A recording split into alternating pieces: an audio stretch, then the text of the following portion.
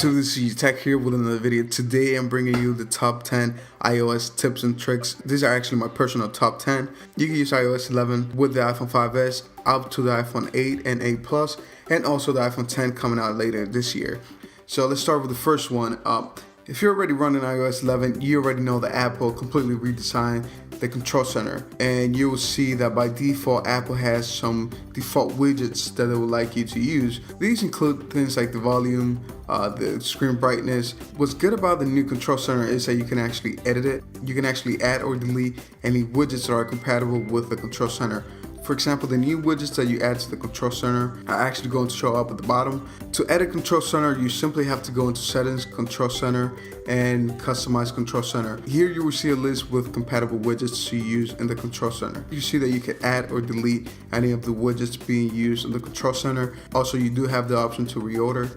The only problem I have with iOS 11 is that you cannot delete or edit the default widgets. Next up, we have screen recording. You no longer need to connect your iPhone to your computer to be able to record your screen. You can now simply record your screen from the record button located on the control center. All you have to do to record is just tap on the record button and then do the same when you want to stop recording the screen. The next tip I have for you guys is how to set dark mode. This is actually one of my favorites. To activate dark mode, you need to go into settings, general, accessibility, and display accommodations. Here we have two options. First, the smart invert, which is what we want to use, and then we have the classic invert. When you activate classic invert, the screen just looks awful because it inverts all the colors on the screen. Now, what smart invert does is that it's only going to invert the colors of any white backgrounds that you have. For example, when you go into the App Store, you see a white background. So once you set this smart invert, you will get a black background when you go into the App Store. Same with any app that uses a white background, it just makes it black and then the text is white. So this is really what we call a true dark mode. The next tip I have for you guys has to do with live photos. In iOS 11, Apple introduced a few options of things you can do with your live photos. For example, you can turn a photo into a loop, just similar to how you do a GIF. It's pretty much the same. Apple just decided to call it a loop. So to do this, you simply have to go into the Photos app, select a live image, and swipe the image up, and you will see these options below the image. This is pretty useful if you want to make a GIF. I've used this, but I don't really use this a lot, but it's pretty useful for people who are trying to make GIFs.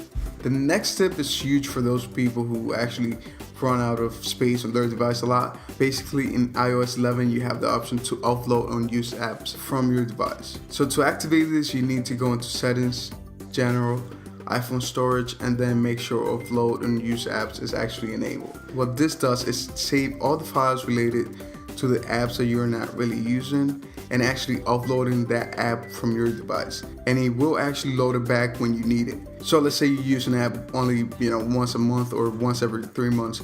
You're actually going to take advantage of this. Next, we have do not disturb while driving. To activate this, just go into settings, do not disturb, and make sure do not disturb while driving is actually enabled. So this basically ignores all the calls that you receive while you're driving. And you can actually set it to automatically send people text messages that let them know that you're driving. The next tip is actually another one of my favorites, and that is being able to use a keyboard with one hand.